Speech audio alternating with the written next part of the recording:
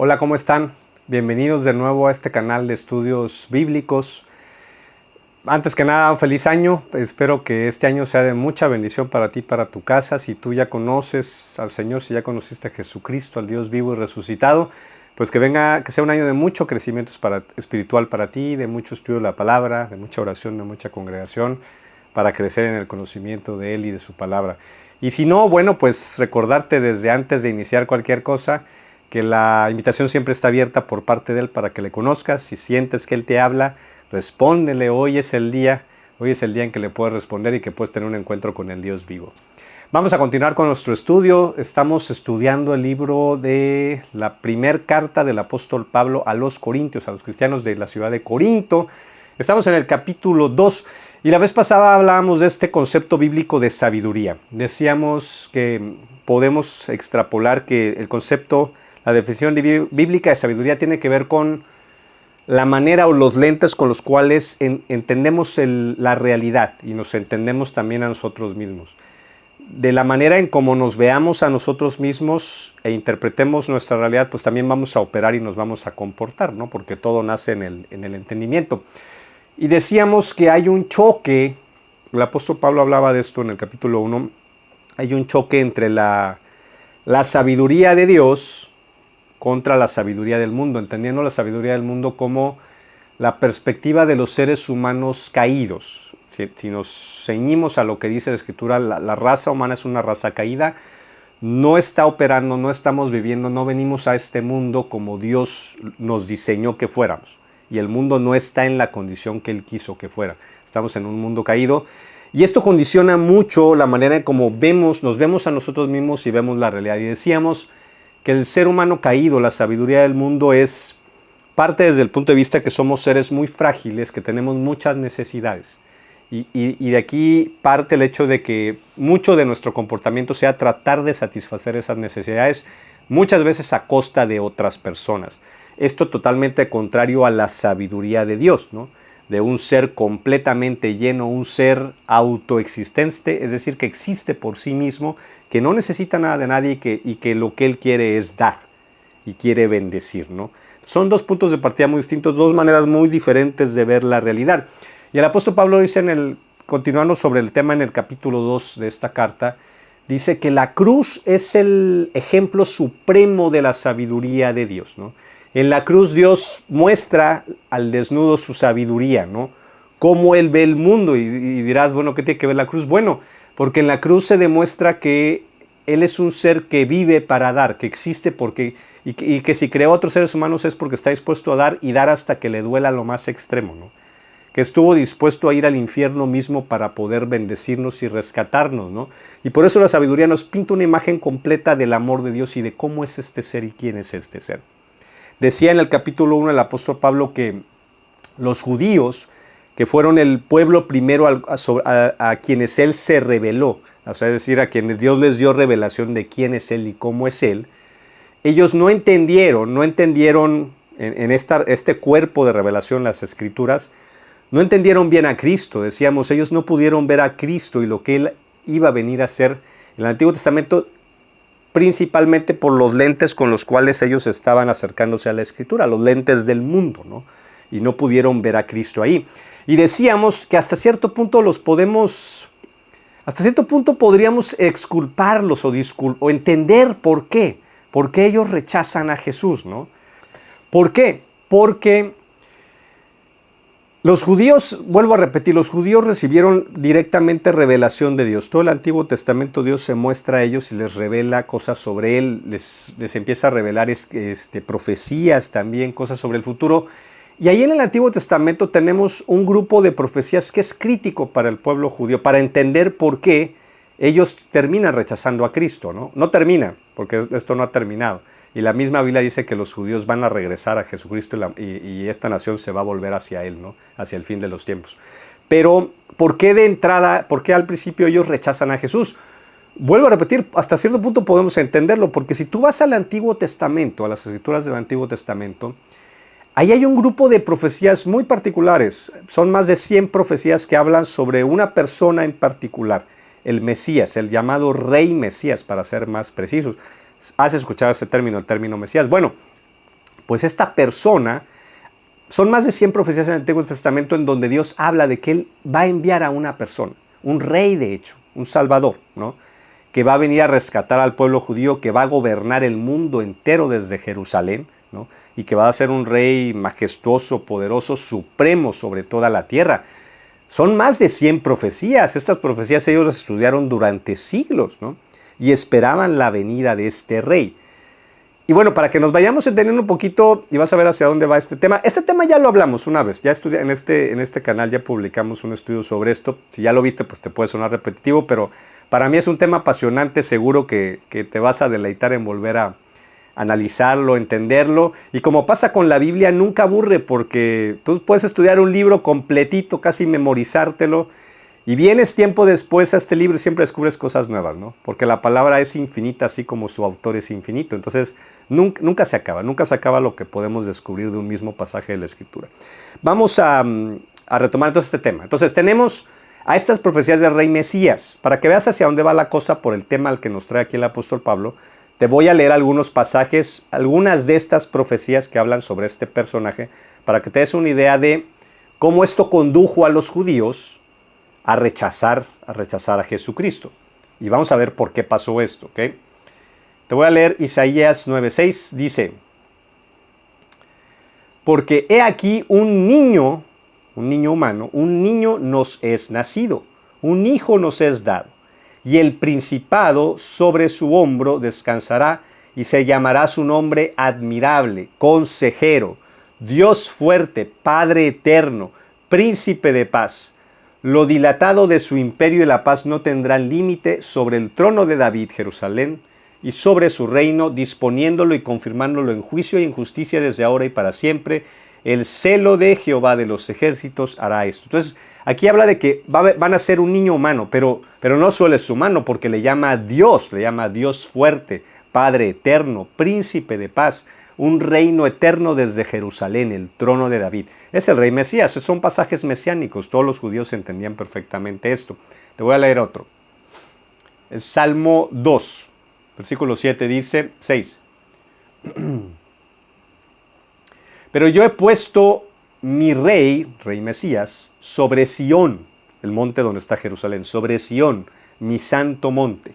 Yo publicaré el decreto, Jehová me ha dicho, mi hijo eres tú, yo te engendré hoy, pídeme y te daré por herencia las naciones, y como posesión tuya los confines de la tierra. Las quebrantarás con vara de hierro, como vasija de alfarero las desmenuzarás. Y luego advierte a los reyes de la tierra, sirvan al Hijo, honren al Hijo, para que el Señor no se enoje y perezcáis en el camino.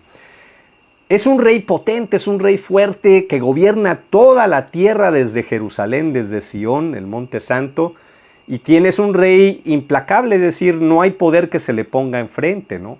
Este es el rey, nuevamente es un pasaje mesiánico, lo entendían perfectamente los judíos. Entonces, te vas dando una idea de que, y son 100 de estas profecías, entonces, y siempre son lo mismo, ¿no? Es el mismo patrón, es un rey fuerte, inflexible, todopoderoso, que gobierna toda la tierra, descendiente del rey David, que gobiernas desde Jerusalén al mundo entero, ¿ok?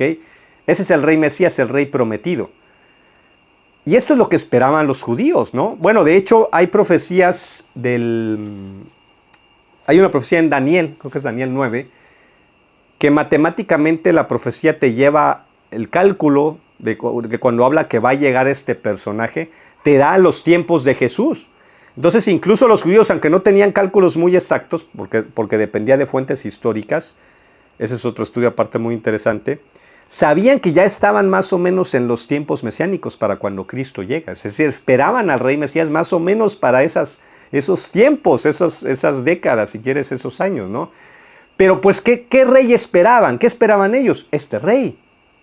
Un rey todopoderoso que llega implacable a gobernar, majestuoso, que gobierna desde Jerusalén a todas las naciones, las somete. Pues ellos esperaban que este rey Mesías iba a someter incluso al imperio romano, ¿no? Al poderosísimo imperio romano, porque estaba prometido por el Señor, por Dios, que iba a enviar a este personaje.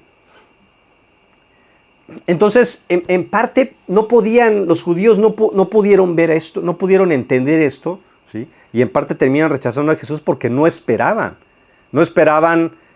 que alguien que se llamó a sí mismo Mesías acabara crucificado. Era algo impensable, ¿no? Por el perfil que vemos del rey Mesías del Antiguo Testamento, ¿no? Esto a pesar de que en el Antiguo Testamento también hay otro personaje.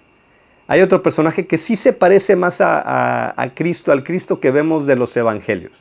Te voy a leer, este personaje se le llama, es otro grupo de profecías, son mucho menos. Las del rey Mesías son más de 100 profecías. Los pasajes, a este se le llama el siervo sufriente del Señor. A este siervo sufriente, estas profecías son mucho menos profecías, y es bien importante, son muy confusas. Podríamos decir que hasta son medio oscuras, o sea, no está claro, hay mucha neblina, no queda claro quién es este siervo sufriente, ni cuál es su propósito. No está muy claro, a pesar de que ahorita que te lea algunos extractos tú vas a ver clarísimamente que hablan sobre Jesús, ¿no? Pero vamos a ir hilando por partes. Te voy a leer algunos de los pasajes del siervo sufriente, más que esto está en el pasaje del profeta, en el libro del profeta Isaías. Te voy a leer Isaías capítulo 42, algunos extractos. Dice: miren a mi siervo, el siervo sufriente, miren a mi siervo al que yo fortalezco. Él es mi elegido, quien me complace. He puesto mi espíritu sobre él. Él hará justicia a las naciones. No gritará, ni levantará su voz en público. No aplastará a la caña más débil, ni apagará una vela que titila. Les hará justicia a todos los agraviados. Esto es completamente contraste a las profecías del rey Mesías. ¿Cómo es el rey Mesías? Es poderoso, es majestuoso, es implacable, destroza a sus enemigos, aplasta a las naciones como si fueran ollas de barro. Aquí dice que ni siquiera una velita la podrá apagar, que ni siquiera va a levantar su voz este personaje, el siervo sufriente, ¿no? Te voy a leer otro pasaje. Esto está en Isaías capítulo 49, dice, versículo 3 dice: Él me dijo, Israel, tú eres mi siervo. Ese es otro punto, ¿eh? Estos pasajes del siervo sufriente se pueden confundir con la nación de Israel. Por eso te digo que son pasajes muy confusos. Ahorita vas a ver a dónde vamos con todo esto, ¿no? Son pasajes muy confusos. Dice: yo respondí, pero mi labor parece tan inútil. He gastado mis fuerzas en vano sin ningún propósito. No obstante, lo dejo todo en manos del Señor. Confiaré en que Dios me recompense. Aquí habla el siervo sufriente, que repito, se puede confundir con Israel, ¿eh? Entonces parece que este no logra nada, este siervo, ¿no? Como que hace cosas, pero pasa completamente desapercibido, ¿no? Nada grande, nada majestuoso, nada a escala mundial como el rey Mesías. Nuevamente ve el contraste, ¿no? Isaías capítulo 50 dice, versículo 5, el Señor soberano me habló y yo lo escuché. No me he rebelado ni me he alejado.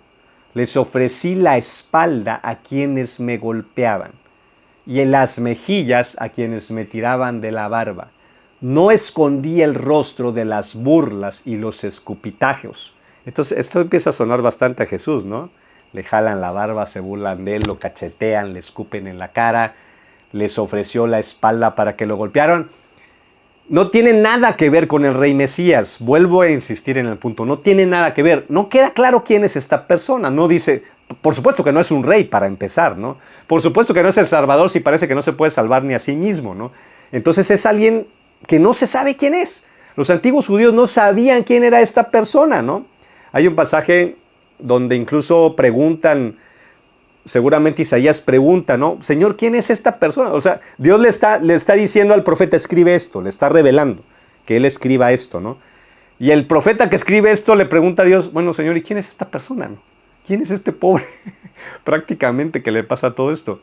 Y Dios le dice, esto no es necesario que tú lo sepas, esto es para generaciones futuras, tú escríbelo, ¿no? Pero entonces nadie sabía. Bueno, se le llama también el siervo anónimo, para que te des una idea. Los pasajes del siervo anónimo le decían los judíos, ¿no? No sabemos quién es este pobre, ¿no? Sabemos quién es este tipo. Te voy a leer dos más. Isaías 52, versículo 3, el siervo sufriente. Miren, mi siervo prosperará, será muy exaltado, pero muchos quedaron asombrados cuando lo vieron. Tenía el rostro tan desfigurado que apenas parecía un ser humano. Le pegan la golpiza de su vida, ¿no? Y por su aspecto no se veía como un hombre. Y él alarmará a muchas naciones, los reyes quedarán mudos ante él, verán lo que no se les había contado, entenderán lo que no habían oído hablar. Nuevamente, le pegan la golpiza de su vida, ¿no? Ni siquiera se le distingue el rostro, ¿no?, de lo que le hacen al siervo sufriente, ¿no? El pasaje definitivo sobre el siervo sufriente, y que para mí es un pasaje espectacular que ya he citado varias veces, Isaías 53. Vamos a leer una mayor porción de este, vale la pena. Te sugiero que lo anotes, Isaías 53. Yo siempre digo cuando menciono este pasaje, el reto Isaías. Dile a cualquier persona, a alguien, si tú eres cristiano, si ya conociste al Dios vivo, llévale una copia del pasaje Isaías a una persona, dile que lo lea y que te diga de quién crees que está hablando. Es tan preciso en muchas cuestiones sobre la obra y la vida de Jesucristo que yo me atrevo a decir que el más del 80% te va a decir, pues parece que habla de Jesús, ¿no?, de Jesucristo. Y este es un pasaje de 700 años antes de Cristo. Te voy a leer unas partes, dice. Versículo 2. Mi siervo creció en la presencia del Señor como un tierno brote verde insignificante, ¿no?, como raíz en tierra seca, débil. No había nada hermoso ni majestuoso en su aspecto, nada que nos atrajera hacia él. Fue despreciado y rechazado, hombre de dolores, conocedor del dolor más profundo. Nosotros le dimos la espalda y desviamos la mirada. Fue despreciado y no nos importó. Sin embargo, fueron nuestras debilidades las que él cargó y fueron nuestros dolores los que lo agobiaron. Y pensamos que sus dificultades eran un castigo de Dios, un castigo por sus propios pecados. Pero él fue traspasado por nuestras rebeliones y aplastado por nuestros pecados. Fue golpeado para que nosotros estuviéramos en paz. Fue azotado para que nosotros pudiéramos ser sanados. Todos nosotros nos hemos extraviado como ovejas, hemos dejado los caminos de Dios para seguir los nuestros. Sin embargo, el Señor puso sobre él los pecados de todos nosotros. Fue oprimido y tratado con crueldad, sin embargo, no dijo ni una sola palabra. ¿Te acuerdas? Con sus captores, callado, ante Pilato, ante los sacerdotes. Como cordero fue llevado al matadero, y como oveja en silencio ante sus trasquiladores, no abrió su boca. Al ser condenado injustamente, el juicio más justo y corrupto que ha habido, el de Jesús ante el Sanedrín, las autoridades judías, al ser condenado injustamente se lo llevaron. A nadie le importó que muriera sin descendientes, ni que le quitaran la vida a mitad de camino, pero lo hirieron de muerte por la rebelión de mi pueblo. Él no había hecho nada malo y jamás había engañado a nadie, pero fue enterrado como un criminal. Otra versión le dice, se dispuso con los impíos, los malvados, su sepultura. Como crucificado a Jesús le tocaba que lo aventaran a la fosa común, ¿no? Pero fue puesto en la tumba de un hombre rico. Al final, José de Arimatea y Nicodemo, dos fariseos ricos que habían creído en Jesús, llegan ante Pilato y le ruegan que los deje poner el cuerpo en una tumba labrada a mano en piedra, que era un lujo que solo la gente rica se daba, ¿no? Fue puesto en la tumba de un hombre rico. Nuevamente, profecía de 700 años antes de Cristo, ¿eh? Formaba parte del buen plan del Señor aplastarlo y causarle dolor. Fíjate esa palabra, recuérdala, el buen plan, ahorita lo vamos a retomar. Sin embargo, cuando su vida sea entregada en ofrenda por el pecado, tendrá muchos descendientes, disfrutará de una larga vida y en sus manos el buen plan del Señor prosperará. Cuando vea todo lo que se logró mediante su angustia, quedará satisfecho. Fíjate, antes había dicho que moría, ¿no? Fue cortado de la tierra de los vivientes, pero aquí parecía ser que no muere. Dice, cuando vea todo lo que se logró mediante su angustia, quedará satisfecho, y a causa de lo que sufrió mi siervo justo, hará posible que muchos sean contados entre los justos, porque él cargará con todos los pecados de ellos. Yo le rendiré los honores de un soldado victorioso, porque se expuso a la muerte, fue contado entre los rebeldes, cargó con los pecados de muchos e intercedió por los transgresores, incluso por los que lo estaban clavando, él estaba orando por ellos. Padre, perdónalos, porque no saben lo que hacen. Es una profecía espectacular del profeta Isaías sobre Jesucristo. Queda clarísimo para nosotros que el siervo sufriente es Jesucristo, ¿no? Como leemos en los evangelios que hicieron con él y que pasó con él. Aquí hay mucho, esto es Antiguo Testamento, hay mucho lenguaje de Antiguo Testamento. Por ejemplo, aquí dice que su vida va a ser entregada en ofrenda por el pecado. Ese es el lenguaje del templo, ¿no? Los sacrificios de los corderos que presentaban los sacerdotes judíos ante Dios en pago por el pecado del pueblo. Te he hablado de esto, ¿no? En el día de la expiación, una fiesta judía, traían borreguitos, animalitos inocentes, sin mancha, sin defecto, ¿no? Que era una metáfora de sin pecado. Y el sacerdote confesaba los pecados del pueblo y simbólicamente se transferían al animalito, ¿no? Sacrificaban al animalito y presentaban la sangre en el lugar santísimo para que Dios perdonara los pecados del pueblo a costa de la vida de un inocente, ¿no? Por eso Juan el Bautista llama a Jesús Cordero de Dios que quitas el pecado del mundo. Bueno, este pasaje es una descripción espectacular de lo que iba a pasar, de lo que iba a hacer Dios por medio de su Hijo Jesucristo, ¿no? 700 años después. Pero vuelvo al punto que nos atañe, que atañe al tema que estamos tratando, ¿no? Era imposible que los judíos ligaran al rey Mesías con esta persona, porque es una antítesis, ¿no? Todo lo que le hacen a este pobre siervo sufriente, ¿no? La golpiza, los escupitajos, las cachetadas, la vergüenza. Y rey Mesías es rey de toda la tierra, ¿no? Somete a sus enemigos, majestuoso, poderoso, exaltado. Entonces, jamás a nadie se les ocurrió que se trataba de la misma persona, sobre todo porque el Antiguo Testamento nunca dice que son la misma persona. No hay un solo versículo en todo el Antiguo Testamento que diga, por cierto, el rey Mesías y el siervo sufriente son la misma persona, ¿no?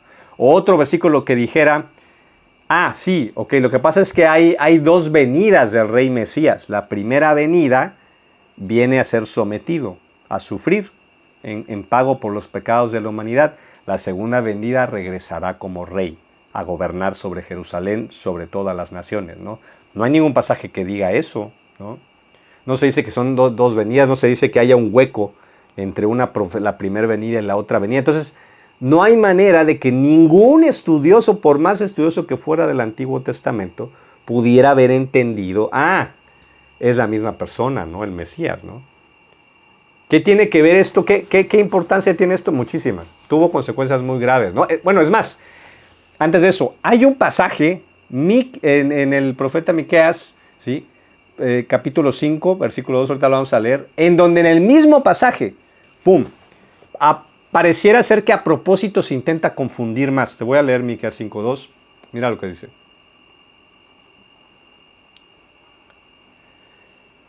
Pero tú, oh Belén, Belén Efrata, la aldea Belén donde nace Jesús, eres solo una pequeña aldea entre todo el pueblo de Judá. No obstante, en mi nombre saldrá de ti un gobernante para Israel, cuyos orígenes vienen desde la eternidad, el eterno, ¿no? El pueblo de Israel será entregado a sus enemigos hasta que dé a luz la mujer que está de parto. Entonces por fin sus compatriotas volverán del destierro a su propia tierra, y él se levantará para dirigir a su rebaño con la fuerza del Señor y con la majestad del nombre del Señor su Dios. Su pueblo vivirá allí tranquilo porque él es exaltado con honores en todas partes. Entonces, fíjate, se dice que esta persona va a venir de Belén, de donde nació Jesús. Esa es la primera venida. La segunda venida, cuando él viene para gobernar y dirigir a toda la tierra, pues ya van 2000 años y contando, ¿no? De Belén, del nacimiento de Jesús, hasta la fecha ya van 2000 años. Y está en un versículo adelante dice eso. Entonces tienes en un mismo pasaje, en dos versículos casi contiguos, las dos venidas de Jesucristo, pero no se dice que haya 2000 años y contando entre el versículo 2 y el versículo 3, 4. Es increíble, ¿no? Pareciera ser que a propósito se pretende confundir. Y vuelvo a repetir, esto tuvo consecuencias bien graves, ¿eh? El hecho de que los judíos rechazaran a Jesús, bueno, les fue como en feria. A los judíos les fue como en feria, ¿no? Ha sido el pueblo más perseguido en toda la historia de la humanidad y mucho en parte después de la cruz por su rechazo a Jesús, ¿no? Odiados por la iglesia institucional más que nada durante la Edad Media, el oscurantismo, perseguidos, maltratados, bueno, en gran medida por haber rechazado a Jesucristo y negarse a reconocerlo como Salvador. Pero vuelvo a repetir, no es que no tengan responsabilidad, pero si tú te das cuenta, ¿por qué esta idea de que, bueno, ellos esperaban un rey todopoderoso? Esto está claro, vuelvo a repetir. Las profecías del rey Mesías son clarísimas, y son muchas, hay más de 100. Las del siervo sufriente son muy confusas, se parece que se confunde con Israel, mucha neblina ahí, no puedes interpretar claramente y no hay manera de ligarlas, ¿no? Y entonces tienes, bueno, otro punto a pensar más sobre esto. Cuando Jesucristo comienza su ministerio, después de su bautizo que Él comienza su ministerio, Él no hace sino aumentar la confusión y sigue exactamente el mismo patrón del Antiguo Testamento. Habla muy claramente respecto a su rol como rey, como Mesías, y habla con muchas parábolas, muy oscuro, mucha neblina respecto a la obra que iba a realizar unos cuantos años después en la cruz. No es nada claro en eso. Exactamente el mismo patrón que vemos en el Antiguo Testamento, ¿no? ¿Por qué? ¿Por qué más considerando que esto iba a tener consecuencias gravísimas, sobre todo para el pueblo judío, ¿no? ¿Qué pasó ahí? ¿Cómo podemos conciliar este asunto, ¿no? ¿Y qué tiene que ver esto con sabiduría? Lo vamos a dejar pendiente. Si ya escuchaste el tema, pues ya sabes el desenlace. Pero si no, te invito a que veas la siguiente semana. Vamos a continuar hablando de cómo podemos interpretar esto. ¿Por qué Dios omitió información tan importante que tuvo consecuencias tan graves, sobre todo para la nación de Israel, respecto del rol de su Hijo Jesucristo como Salvador en la primera venida, ¿no? Un solo versículo que hubiera aclarado, hubiera dicho, es la misma persona. O hay dos venidas, ¡pum!, se acababa el asunto. ¿Por qué no lo hizo? Lo vamos a descubrir después. Estamos empezando el año. Yo quisiera invitarte a unirte a un reto que me nació de la Escritura en este diciembre, que tuve oportunidad estaba yo estudiando un pasaje que nunca había leído, o quizá no lo había notado claramente. Luego pasa eso, ¿no? Pasas un pasaje, lo lees y no, como repetías, como dije hace rato, la Escritura es infinita. De repente te ves cosas que no habías visto ahí, ¿no? Deuteronomio 17, ahí dice que da una indicación el Señor a los reyes de Israel, a los futuros reyes de Israel, y les dice que todo rey de la nación de Israel debería, fíjate qué interesante, debería escribir su propia Biblia, o sea, debería de hacer una copia de las Escrituras él mismo, ¿no? Hoy en día todos tenemos a disposición muchísima, como ninguna generación en la historia, es muy fácil de adquirir una Biblia, ¿no? Ya sea que la compres impresa o en el celular, las cargas gratis, ¿no? Sin problema, o las ves en internet. Pero la indicación que hay para los líderes de Israel es, haz tu propia copia de la Biblia, de la Escritura, letra a letra. Agarra y tú transcríbela, ¿no? Y dice, y después de que la termines, ve a ella todos los días de tu vida, todos los días restantes de tu vida, ¿no? Para mí fue un golpe, fue un shock, lo sentí claramente como una invitación del Señor que me decía, haz tú lo mismo, ¿no? Y de ahí tiene que venir mucha bendición. Y esto no tiene por qué ser nada más para empezar, aquí ya no hay reyes, ¿no? Hasta donde sé no hay reyes, y no necesariamente solo para los líderes en la iglesia, no está destinado a los líderes en la iglesia de origen, ¿no? Era para los líderes de Israel, los reyes del pueblo de Israel. Pero yo creo que podemos apropiarnos de esa bendición, ¿no? Si seguimos aquí la indicación, el consejo que Dios tiene, si tú lo haces, yo creo que va a venir mucho de ahí. Yo lo empecé a hacer en diciembre, te invito a que lo hagas. Hoy está empezando el año, es momento de propósitos. Si tú ya conoces al Señor, es una oportunidad magnífica para tener un acercamiento diferente a su palabra. Te invito a que asumas este reto, tómalo como un objetivo espiritual a cumplir este año. Empieza a hacer tu propia copia de la Escritura, métele ahí creatividad, cómo lo vas a hacer, si en cuadernos, si en hojas, si lo vas a engargolar, si lo vas a empastar. Toma una versión de la Biblia y empieza a hacer tu propia copia de la palabra, ¿no? Y una vez que la termines, no te separes nunca de ellas, ni un solo día de tu vida. Seguro que viene mucha bendición por ahí. Nos vemos la siguiente, si Dios quiere, el siguiente estudio para resolver este crucigrama que dejamos aquí abierto. Que Dios les bendiga. Si no te has suscrito al canal, te invito a que te suscribas y a que compartas el mensaje del Evangelio. Hasta luego.